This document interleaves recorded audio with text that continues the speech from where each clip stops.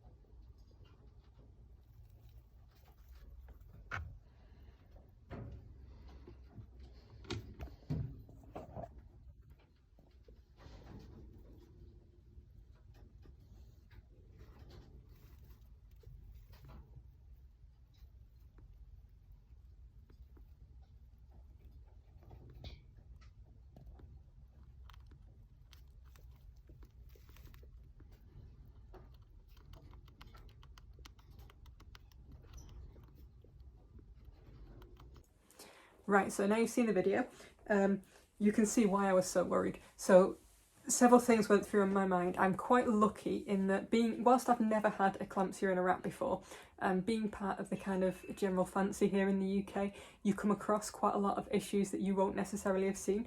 So I'd heard that eclampsia was a possibility in rats. It's particularly common in some varieties. So British blue rats are quite prone to it.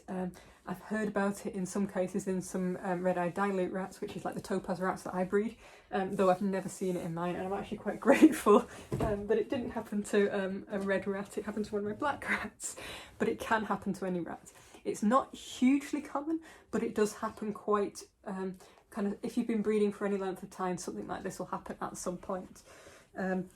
So when I saw those symptoms, I immediately knew something wasn't right. I suspected something like eclampsia, chucked it over to a friend who is always just a message away. I will say this is why breeding as part of community is so powerful. It definitely helped me on Tuesday. So she looked as well and thought eclampsia, did a bit of reading into it. Now, eclampsia in dogs is quite often calcium linked, so they will get to the point where they don't have enough calcium in their system because the babies are basically leaching them dry. Lovely little babies. And that can cause these eclampsia type symptoms. So my first response was to whack her on some Calcivet, which is a calcium supplement, in the hope, and then get her booked into the vets. It was a really difficult decision to make because day 21, the babies are too young to survive. I've heard of, in my many years, 2 cases of day 21 babies making it. There are probably more, but it's very rare. Usually if they're born then, they're still born and they kind of die, or kind of, it's not usually successful. And I also knew that anything we did to Twizzle would likely endanger those babies. In fact, the thing that I suspected we'd have to do, which is a spay, would clearly pretty much kill the babies. And it's a hard decision to make, but one thing that is always my priority when I'm breeding, because ultimately when I choose to breed a rat, I risk that rat's life. They don't get a say in the matter. Whilst they're perfectly cooperative, you know, they're up for it, it is still a risk, and it is still something that can kill them. So I will always kind of put the doe's life first in those situations. So got her across to the vets. The vets wanted to try, based on the kind of her dog knowledge, and she wanted to try a calcium injection first, so we did, give it a couple of hours. In those couple of hours I reached out to the rest of the rat fancy because I hadn't got experience in it directly. I'd read a bit about it in the time, but not been something that I'd tried. And a couple of them said that the calcium injections just generally don't work. The vet had asked me to ring back after a couple of hours anyway, so Twiz was getting worse if anything. Her body was kind of flatter, she was limper, she was clearly really struggling. So I spoke to the vet and we got a book straight in for a spay. Now I will say, emergency spay in rats, from what I've been kind of speaking to people, and it is something, preeclampsia in rats is not well reported in the kind of like normal sense in scientific literature. So whilst there's an awful lot of scientific literature of rats being used as an experimental model for preeclampsia in humans, that's induced. So they basically inject them, usually with saline solution, to basically raise their blood pressure and cause it. But what it does suggest is eclampsia in rats is a lot more similar to humans than it is to dogs, and actually, interesting enough, rabbits as well, they're quite similar. So it's all to do with this kind of blood pressure thing. Their blood pressure is spiking. It is more likely, oh, Twiz has found a treat, a bit of pasta. It's more likely to happen in rats or humans with multiple births. So in rats' cases, we'd be talking about a large litter. And indeed, on the spay, we found out that Twizzle was expecting 18. So she had 18 little babies in her. That is massive for my line. In my line, I should say our line, since Twizzle is a Lovecraft rat ultimately. The biggest litter we've had to date from a Lovecraft or a Sami rat is 15. I think maybe 16 was born and a couple died, but it's quite substantially larger than our usual. We normally get 8 to 10, sometimes far less than that. I've got a trio who've just been born recently, but they don't tend to go up to that size. So large litter size does impact it. So if you're noticing a rat getting very big very early on, there's a reason why I worry about that. I hadn't quite associated it with an increased risk of eclampsia at the time, but I do associate it with an increased risk of complications. It's harder on the doe, and that was definitely the case with Twizzle. Other things is it does involve a spike of blood pressure. Now, it's very difficult to test this in rats, and when I was at the vets, they were struggling a little bit because they couldn't really work out how to practically test it in them. So we just had to go with the assumption that this was going on, and you could see quite clearly from the video, Twizzle was in a bad state. If she'd have been allowed to have babies, and I know people that have given the doe a chance, see whether if she could birth then she could recover, the doe has always died. There may be cases out there where somebody's doe has managed to successfully, they've got quite a mild form of eclampsia, but I've not come across it, and I've spoken to a lot of people recently about this, obviously in a panic about Twiz. So the spay is generally your best chance, and I will say the earlier you can get them in for the spay the better, because ultimately their body is going haywire, they're in a lot of pain, and they're struggling, so the longer you leave it, the less chance they have of making it. I don't doubt if I hadn't managed to get out there and talk to a lot of people and get that advice within a couple of hours of finding her, and then get through to the vet and get her booked in. The vet took it very seriously, treated it as an emergency, which it was. I don't think Twiz would be here. As it was, there was a hell of a lot of praying going on when she was in the vet's having her operation as I sat in the car park. And it was touch and go. You know, we're very lucky we still have Twiz with us. For reference, she's currently eating stuff. Spay wound, like our normal spay wounds, are quite tiny. Now you can see there's quite a large spay wound here on Twiz. It's been a few days now, and it's healing very well, but it's quite a large wound, because what they did was they opened her up. The vets, actually, being the lovely people they were, decided to give it a go and see whether they could save the babies too, even though we knew that the chances were incredibly slim. So they got all 18 out and tried to revive them. Sadly, all but one died very quickly. They didn't really properly come round and they couldn't sustain breathing. One of them did make it. I had a doe that had birthed that night, so a little Wick. I will see whether I can fish the babies out later, but if you can hear tweeting in the background, that's Wick and her babies and foster babies. So I knew that I could get that little baby to Wick, which is why I was sat in the car park while the surgery was going on. That little chap, now I will briefly pause the video and give you a video of him. It's not a particularly pleasant thing, and I should say this video is probably fairly distressing in a lot of senses, but it's something that if you're a breeder you should be aware of. You should know the risk of. Oh, Twiz, let's not go for wanders. Yeah, you should be aware of. You should know what you need to do, and you should be faced with the reality that when you do breed, you risk your rat to this. So this is one of the little chaps. He was born on day 21, so he's very underdeveloped. He's a premature baby, effectively. He's breathing, but it is very intermittent. It's kind of like almost a gasp. He's very weak, and he generally just looks very underdone. The chances of his survival were incredibly low. So the chances of any babies surviving what's effectively a cesarean on a rat is very slim at the best of times. If they're also premature, the chances of a day 21 baby surviving is very low, so his survival chances were very slim, but we wanted to give him a chance, so we put him on Wick. So quickly cut to that video.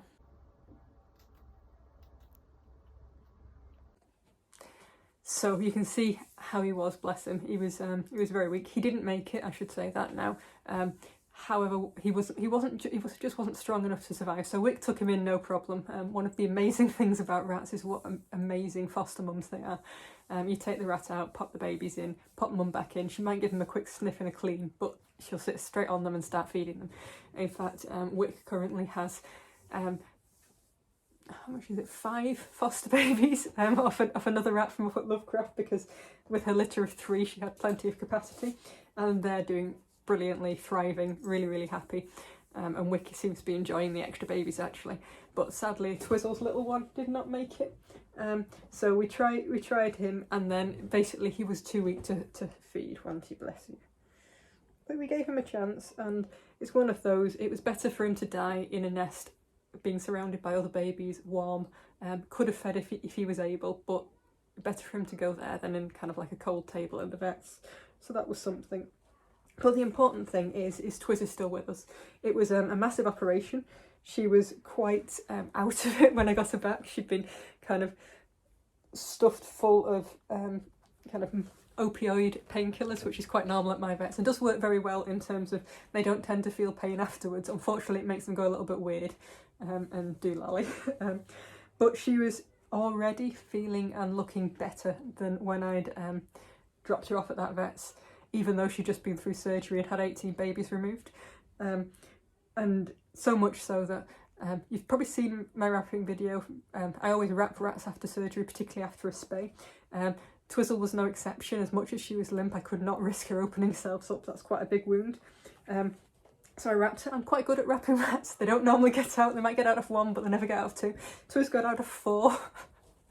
So she was clearly feeling a lot better. I think Fu, who was looking after her, being the nursemaid in a cage, may have helped with that. But she also left her wound alone, and she's doing a lot better. So really, that's probably it for this video. I'm going to try and do some of these when we have something that goes wrong, but you can see from Twiz running around, she's a much happier rat. She's a little bit bored at the moment because I'm keeping her in a low-level cage most of the time. She's 5 days, or is it 4 days post-spay, so she's got a little bit more before I'll put her back into the cage. I was thinking of putting her back tomorrow maybe, because she is doing so well. But it is a big wound, so, and whilst it's healing very well and there's been no infection or anything, it's always worth being kind of a little bit on the safe side when somebody's been through something like that. But yeah, she'd very much like to get back to normal by now and get in the cage and cause terror. And actually what's been quite good is sometimes when you have a rat that births stillborn, they can get quite emotionally kind of upset. As you can understand, the oxytocin that floods their system, which it kind of makes them love the babies, that's kind of one of the very important hormones involved in birthing. That floods the system and then they haven't got any babies to take care of. Interestingly, in this case, she's shown no signs of missing any babies or anything. She's basically got very quickly back to normal after the surgery, which has been really good. I'm really grateful for it. I'm very grateful for the vets taking it seriously too, and you being a little fighter, bless you.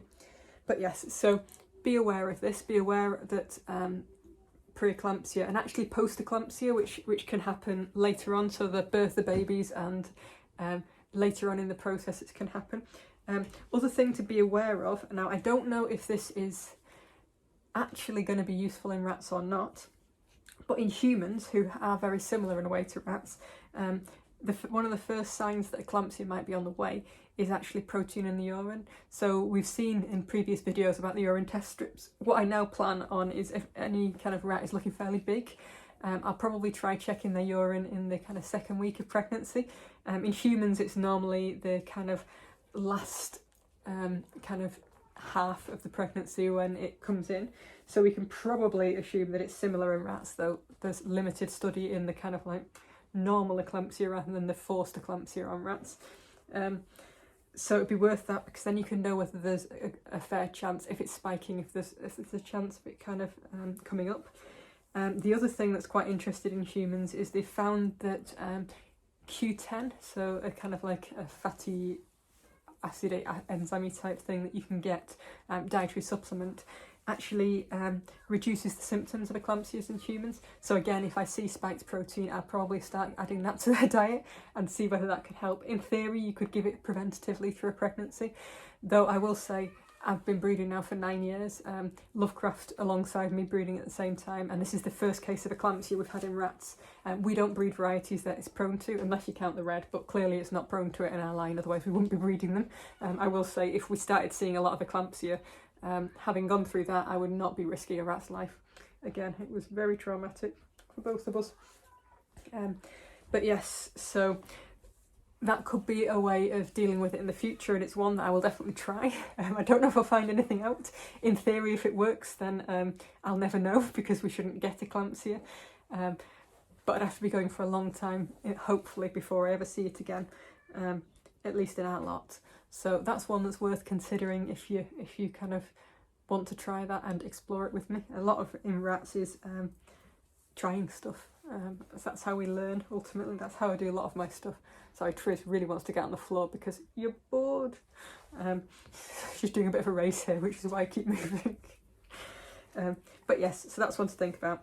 So basically, in summary, eclampsia in rats, it is a risk. It's a risk towards the end of pregnancy.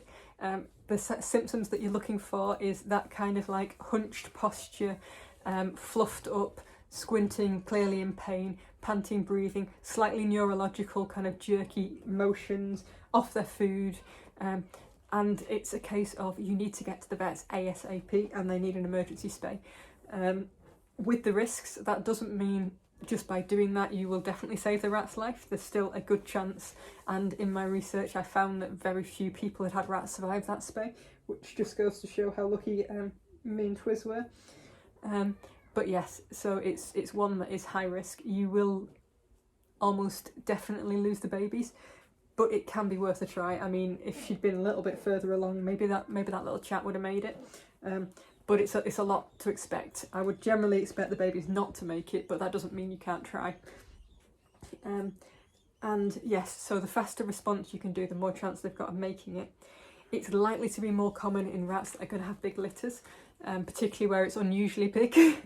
And it might be linked with protein spiking later on in pregnancy, so that might be a warning sign that something's coming. But I can't tell you for sure that one yet, because I'm just still really looking into it and learning it myself. So hopefully that's useful for you guys, sorry. And hopefully it will help prevent other people going through some of that heartbreak that is sadly all too common. I mean, I think it's one of those, like when I was reflecting it on Tuesday, I've always known breeding that at some point I will lose a rat. Every time I mate up a rat, it's like rolling the dice an extra time and just thinking, is it going to be this time? Am I going to lose this doe? And it really reinforces why breeding responsibly is so important. So we're risking a rat's life, and that's nothing to be sniffed at. So we need to make sure that we're doing it properly, that we're doing it for a long-term improvement, a long-term gain for the fancy. It's not just a case of sticking two nice rats together, because then if you're just doing it for the fun of it or for cute babies, and that mum dies, you've basically risked that life for nothing. And that's where, for me, it's really brought home just how important it is that we make these selections for the health and the kind of general well-being of those baby rats in the future, and then their next generations and their next generations. I'll be honest, I was fully set up for losing Twiz on Tuesday, and if I had, at least I'd have known that my mating was there for a purpose. You know, I can tell you exactly what I hope to achieve from that mating and how it was going to help the future babies. It's not going to happen now, and I'll go a different route. But knowing that I did that for that reason, even though I did risk Twiz's life, I know that I will then go on and risk other rats' lives in the future and deal with the consequences if it comes, because ultimately for me it's worth it if I can help them live like longer, healthier, happier lives in the future. Though we'll see the day I actually do lose one, which will come, and it was bloody close. But we'll see, and then we'll see how it works out then. But thank you very much, and I hope this explains why I've had quite a pause in videos this last week, and I haven't started on the doe series like I promised, but I am still planning it. But I felt this was probably a more important one to do whilst I had that kind of example here. So thanks very much, and see you next time.